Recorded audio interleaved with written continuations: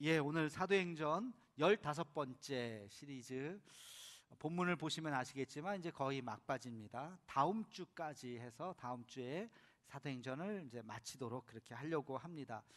자, 지난 시간 이야기를 한번 이어보면요, 3차 선교 여행을 마치고 예루살렘으로 간 바울이 붙잡혔죠. 공회에 붙잡히고 천부장에게 끌려갔습니다.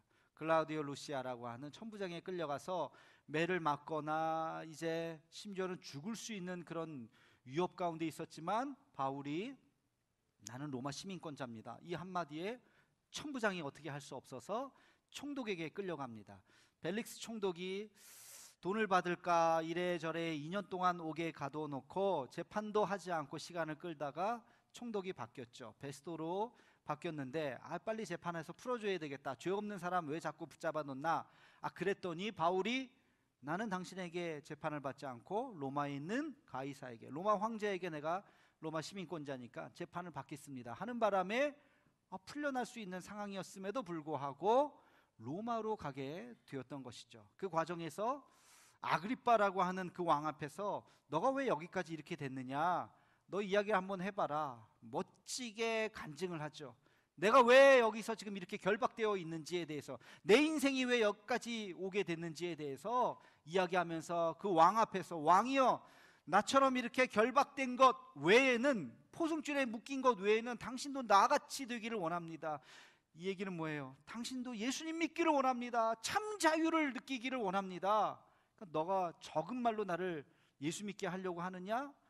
그러면서 이제 바울을 이제 물리치게 되죠. 그래서 바울이, 오늘 본문은 27장엔 어떻게 돼요? 로마로 가는 이 배를 타고 옮겨가는 이제 그런 장면입니다. 백길이 어느 정도의 거리냐면 2200km예요. 2200km면 어느 정도 머나요? 하여튼 굉장히 먼 거리죠. 지금도 먼 거리인데 그 당시에 백길로 로마까지 2200km를 간다고 하는 것은 보통 일이 아니었습니다.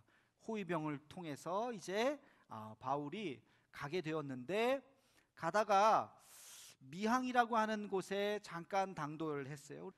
그 부분을 우리 함께 같이 한번 읽어보겠습니다. 27장 13절에서 14절 말씀입니다. 시작. 남풍이 순하게 불매 그들이 뜻을 이룬 줄 알고 닻을 감아 그레데 해변을 끼고 항해하더니 얼마 안 되어 섬 가운데로부터 유라굴로라는 광풍이 크게 일어나니, 처음에는 그냥 순풍이 부니까 가도 괜찮겠다 가는데, 그냥 얼마 안 가서 갑자기, 왜 바다 날씨가 이상하잖아요, 그렇죠?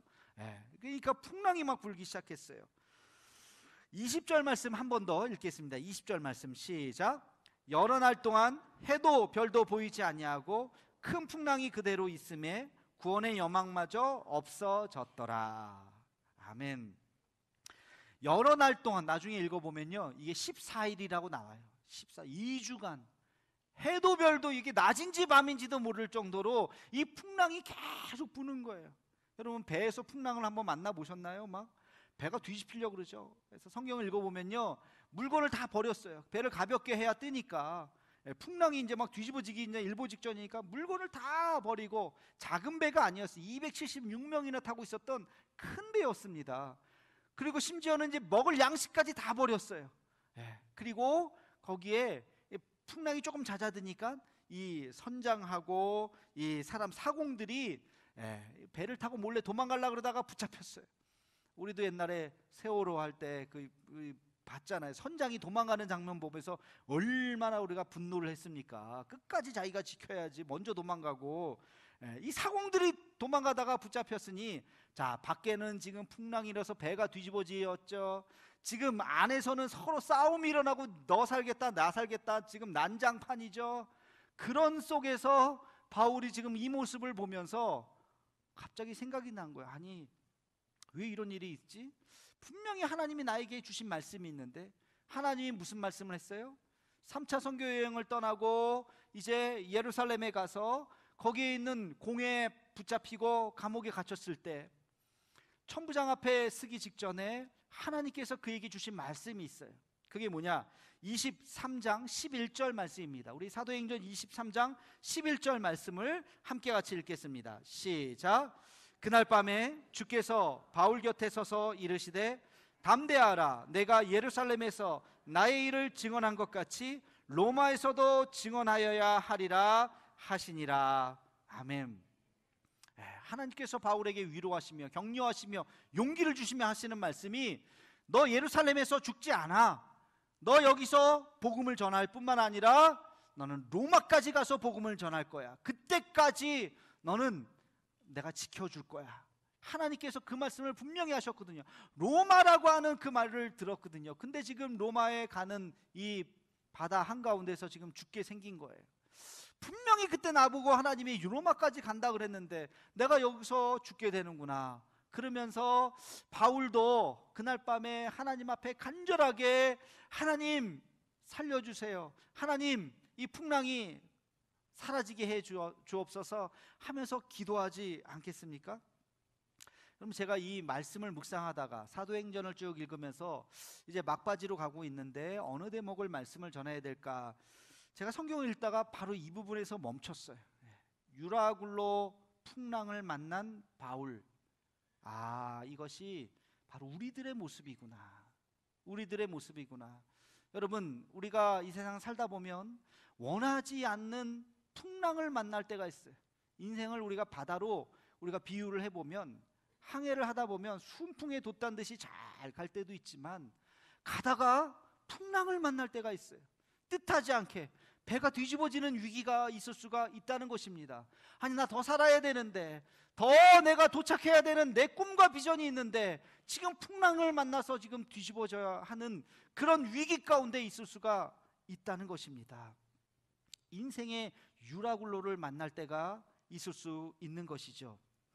우리 함께 같이 바울이 이런 상황 속에서 어떤 선택을 했는지 23절 말씀을 한 번 더 읽어보겠습니다. 23절 시작. 내가 속한 바 곧 내가 섬기는 하나님의 사자가 어젯밤에 내 곁에 서서 말하되. 바울이 잠자고 있는데 천사가 막 깨워서 얘기한 게 아니에요. 잠이 오겠습니까? 아무것도 할 수 없었을 때, 풍랑 속에서 뭘 할 수 있겠습니까? 아무것도 할 수 없었을 때 바울은 엎드려 하나님 앞에 간절히 기도했어요. 간절한 마음으로 하나님 앞에 기도할 때 주의 음성이 들렸습니다. 너 죽지 않아. 너뿐만 아니라 거기 배에 탄 모든 사람들 한 명도 죽지 않을 거야. 단지 배는 망가질 거야. 그러나 한 명도 죽지 않고 육지에 당도하리라 하는 분명한 주의 음성을 듣고 바울이 사람들에게 용기를 주면서 힘을 북돋아 주면서 이야기하는 장면이 오늘 우리가 읽은 바로 이 본문인 것입니다. 바울이 이 고통 가운데 있었을 때, 아무것도 할 수 없었을 때 기도했구나. 저는 이 대목을 말씀을 묵상하다가 다른 그 앞에 그 다음에 진도를 나갈 수가 없었어요. 바로 이 말씀을 전해야 되겠다. 여러분, 지금 오늘 말씀의 제목처럼 지금 여러분은 기도가 필요한 때입니다.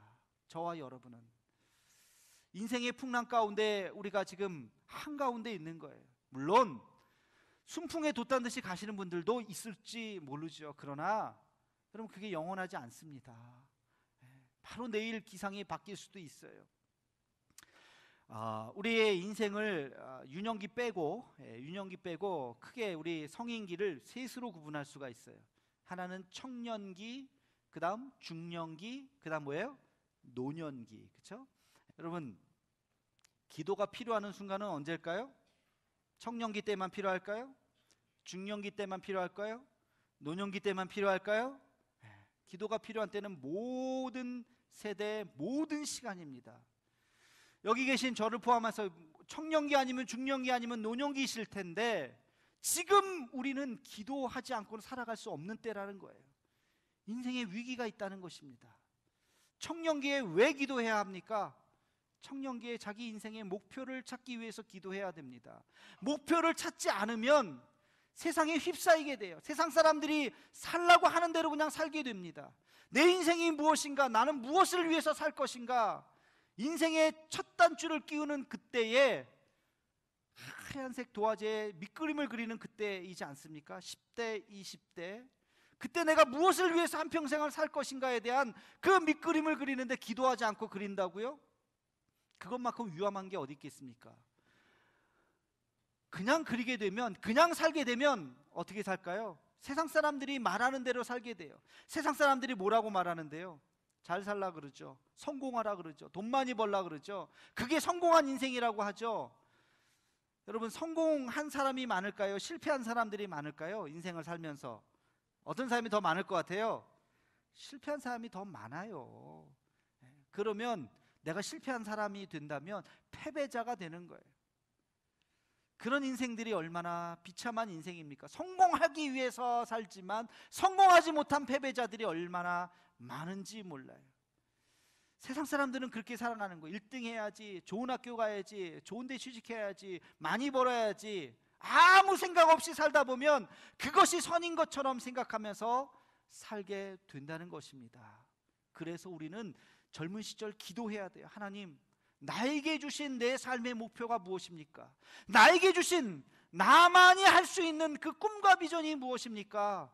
우리가 그것을 위해서 기도해야 되는 것입니다. 바울을 예로 들어볼까요? 바울 성공했습니까? 실패했습니까? 성공했어요? 실패했어요? 기준이 없는 거에 따라서 달라질 수 있어요. 세상의 기준을 두면 그는 실패자예요. 뭐 돈을 벌었습니까? 뭘 했습니까? 그렇죠? 그러나 그는 실패자입니까? 아니요. 그는 훌륭한 인생을 살았던 사람입니다. 기준을 하나님 앞에 두면, 기준을 하나님 앞에 두면 그처럼 영광스러운 인생이 없던 것입니다. 우리가 기준을 어디에 두어야 하는가?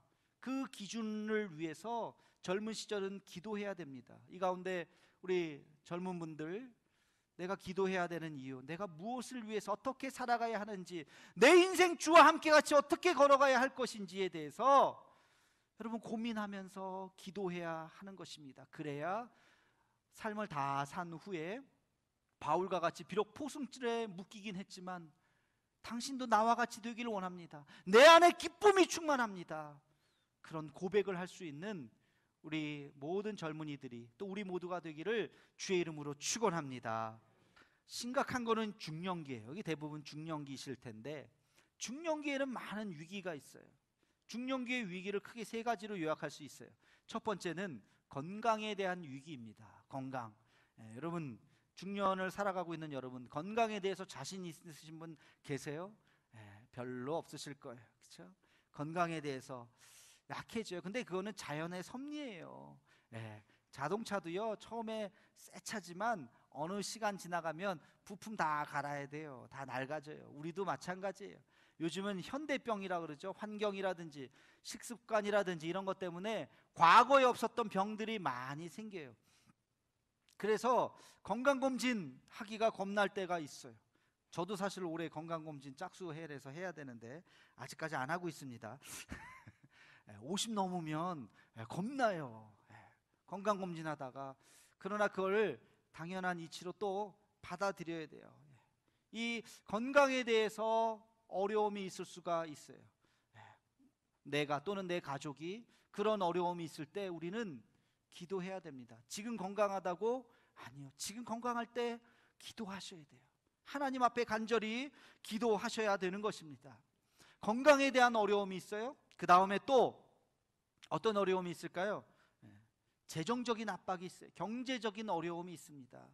중년의 시기는 자녀들이 대부분 몇 살이에요? 10대예요. 그렇죠? 사춘기, 청소년기. 어렸을 때 돈이 많이 들어요? 청소년기 되고 대학 갈 때 돈이 더 많이 들어요? 대답 좀 해보세요. 어떤 게 더 돈이 많이 들어요? 당연히 아이가 크면 클수록 돈이 더 많이 들죠. 거기에 어르신들, 모시고 있는 어르신들, 또 병원에 가신다면 또 여러 가지로 힘듭니다. 거기에다가 요즘에 한국의 경제적인 지표가 많이 안 좋다 그러죠. 그러니까 이 경제적인 부담이 중년이 들수록 더 압박이 심한 거예요. 실제로 제가 여기 이렇게 저렇게 돌아다니다 보니까 가게가 상호가 바뀐 게 꽤 있어요. 저쪽에 이동 쪽에 어느 식당 예전에 맛있게 먹은 기억이 나서 한번 가봤더니요, 바뀌었어요. 없어졌어요. 그 가게가 없어졌어요. 그럴 때마다 제 마음이 가슴이 철렁해요. 아이고 또 주인이 바뀌었구나, 또 식당이 바뀌었구나, 이런 어려움 속에 있어요. 여러분 혹시 여러분 중에 잘 나가는 분, 뭐 별 걱정 없는 분 있을지 모르지만 아니요, 이 풍랑은 언제 불어올지 몰라요. 그렇기 때문에 우리는 엎드려 기도해야 되는 것입니다. 중년의 시기에 실직의 그런 어려움을 겪게 된다면 그 두려움이 큰 것이죠. 또 중년은 세 번째 어떤 어려움이 있느냐, 소외에 대한 어려움이 있어요. 소외. 자기가 자꾸 소외돼요. 어디서 소외돼요? 가정에서 소외돼요. 중년의 남성들, 부부관계가 예전보다 더 좋아졌어요 하는 분 한번 손 들어보세요. 저는 신혼 때보다 지금이 더 좋아야 하시는 분 괜찮아요? 손 들어보세요. 몇 분 있으실 것 같은데 대부분은 그냥 사는 거지요. 뭐 정 때문에 살죠. 아마 그러실 가능성이 크죠. 자녀들과의 관계 어때요? 자녀들하고 막 그냥 오손도손 얘기할 수 있는 그런 중년의 아빠 엄마들 그렇게 많지 않을 겁니다. 이상하게 소외돼요. 내가 여기까지 오게 자녀들을 위해서, 그냥 그렇죠? 가정을 위해서. 우리 남자들 그런 얘기 많이 하잖아요. 가정을 위해서 내가 여기까지 오게 됐는데, 근데 정작 가정에서는 환영받지 못하는 거예요. 그런 소외감. 직장에서도 마찬가지예요. 젊고 유능한 3개국 4개국 하는 그런 신입사원들이 막 들어오고, 내가 갖고 있었던 지식은 벌써 옛날 지식이 되고, 야 이제 내가 퇴직할 날만 기다리고 있네, 점점 퇴물이 되어가는 그런 느낌을 받을 때마다 소외당하는 느낌이 있게 되는 것이죠. 그게 중년의 삶이에요. 지금 얘기했던 이런 것들을 한꺼번에 겪은 분을 제가 예전에 만난 적이 있어요. 한번 저를 찾아와서 하소연을 하시더라고요. 목사님, 제가요 건강검진을 했더니 몸이 안 좋답니다.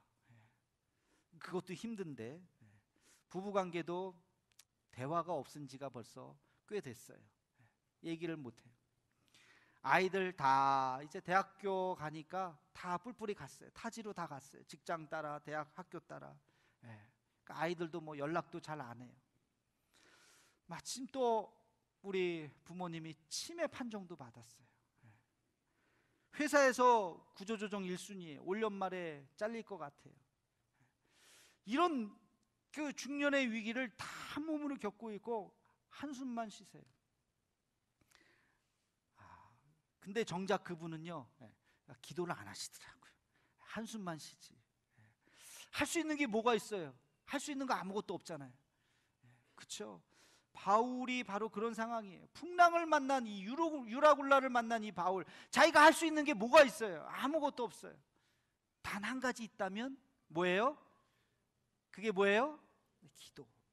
기도. 기도한다고 바뀌나요? 여러분, 기도한다고 바뀌어요, 안 바뀌어요? 바뀌어요, 안 바뀌어요? 기도한다고 바뀐다고 믿는 게 우리 그리스도인이잖아요.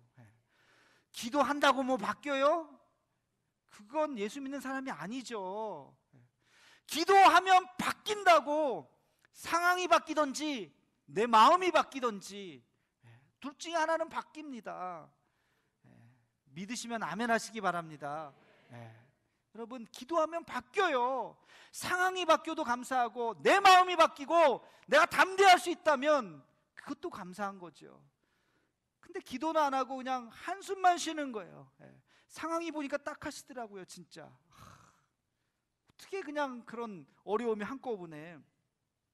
그러나 그런 상황 속에서 기도밖에 없습니다. 우리가 할 수 있는 건 뭐가 있습니까? 기도밖에 없어요. 하나님 앞에. 그래서 지금 우리는 기도해야 될 때입니다. 목사님 지금 얘기한 거 나한테 하나도 해당되지 않아요. 나는 그래도 가족끼리 괜찮고요, 뭐 직장도 튼튼하고요, 뭐 몸도 건강하고요, 이런 교만한 소리 하시면 안 돼요. 언제 바뀔지 몰라요. 언제 지금 파도가 지금 막 이렇게 잔잔하다고, 아니요, 언제 바뀔지 모릅니다. 우리의 삶이. 그래서 오늘도 기도해야 되는 것입니다. 여러분, 노년에는 또 어떤 위기가 있을까요? 요즘에 노인학, 또 노년학, 이런 것이 굉장히 많이 지금 글들이 많이 나요. 책들도 많이 나오고. 노년의 두려움은 크게 두 가지로 요약할 수가 있어요. 하나는 버림받는다는 두려움. 자기가 점점 소외당하는, 소외를 넘어서 이제는 버림받는다는 두려움이 있어요. 소위 말해서 뒷방늙은이라는 표현이 있잖아요. 늙고 병들어서 내가 갖고 있었던 지식, 경험, 이게 쓸모없게 생각이 되는 거예요. 자기 자신부터가. 그래서 그런 두려움이 있어요. 또 하나는 죽음에 대한 두려움이 있습니다. 죽음에 대한 두려움. 여러분, 쓸모없는 인생이 있습니까? 가치 없는 인생이 있습니까? 내 인생, 나는 지금까지 헛살았어. 헛산 인생이 있습니까? 아니요. 헛산 인생 없어요. 여러분, 여기 계신 분 한 분 한 분 큰 일을 했던 작은 일을 했던 하나님 앞에서는 다 가치 있는 인생이에요. 성경 말씀 중에 누가복음 16장에 보면 거지 나사로 이야기가 나와요. 거지 나사로도 죽고 부자도 죽었어요. 그렇죠? 부자의 이름은 나오지 않아요. 거지 나사로가 천국 가서 주님 품에 안겼습니다. 하나님이 그를 막 안아주셨어요. 근데 부자는 죽어서 천국 가지 못했어요. 여러분, 그 부자의 이름이 우리가 모르지만 전설에 의하면 다이부스라고 하는 사람이라고 그렇게 기록이 되어 있어요. 다이부스, 라틴어로 부라는 그런 뜻을 상징하는 거라고 하는데요. 여러분, 이 세상에 거지 나사로처럼 살 수도 있어요. 아무도 주목하지 않아요. 거지를 누가 주목하겠습니까? 그러나 천국 가서 그는 큰 자입니다. 주님이 그를 안아주셨어요. 다이부스는 이 땅에 살 때 큰 자였어요. 부자였어요. 사람들이 그 앞에서 다 머리를 숙였어요. 그러나 천국에 못 갔어요. 하나님이 기억하지 않는 인생이 되어버렸어요. 여러분, 나사로처럼 사시겠습니까? 다이부스처럼 사시겠습니까? 이 세상 살아갈 때는 다이부스 같은 인생이 최고인 것처럼 느껴집니다만 그렇지 않습니다. 하나님 나라에서는 전혀 다른 인생인 것입니다. 가치 있는 인생은 없다니까요. 세상의 기준으로 나를 평가하지 마시기 바랍니다. 노년 시기에 우리가 그것을 생각해야 돼요. 기도하지 않고는 이것을 깨닫지 못합니다. 기도할 때 하나님, 나 같은 인생도 이렇게 인도하셨구나. 그래서 감사가 나오고, 그래서 하나님 앞에 그 요단강을 건너서 주님 앞에 갈 수 있는 용기를 얻을 수가 있는 것입니다. 여러분, 그것이 기도의 능력이에요. 젊으나 중년이 되거나 노년이 되거나 기도가 필요 없는 시기는 없는 것입니다. 그래서 우리는 지금 우리의 형편이 어떠하든지 하나님 앞에 기도해야 되는 줄로 믿습니다. 여러분, 바울이 이 풍랑 속에서 14일 동안 낮인지 밤인지도 모르고 그 풍랑 속에서 막 정신없이 매일매일 그 아수르산 같은 데서 살다가 어느 날 한 섬에 걸려서 이렇게 눈을 떠보니까, 아까 지도에서 보셨죠? 거기가 어디예요? 로마 코앞까지 온 거예요. 800km를 떠왔던 거예요. 야, 하나님의 섭리가 어떠하든지 거기서부터 시작해서 드디어 로마에 당도하게 되었던 것입니다. 여러분, 풍랑 가운데 있지만 여러분의 인생이 찌그러진다고 생각하지 마십시오. 여러분의 인생이 가치없는 인생으로 되는 것이 아닙니다. 그 고난과 그 역경과 그 아픔 속에서 하나님은 더 놀라운 계획을 지금 만들고 계시는 줄로 믿으시기 바랍니다. 우리가 엎드려 기도할 때 이 고난이 변해서 놀라운 하나님의 역사가 될 줄로 믿습니다. 오늘도 그래서 우리는 기도해야 되는 것입니다. 내가 조금 평안해도 하나님 앞에 감사하며 기도하시고, 힘들고 어려울수록 더 엎드려서 하나님 앞에 기도해야 하는 줄로 믿습니다. 기도하지 않고는 깨닫지 못해요. 기도하지 않고는 우리가 어디로 가는지 몰라요. 기도하지 않고는 두려움 속에서 살아갈 수밖에 없습니다. 기도하며 하나님 앞에 살아갈 수 있는 우리 모두가 되기를 주의 이름으로 축원합니다.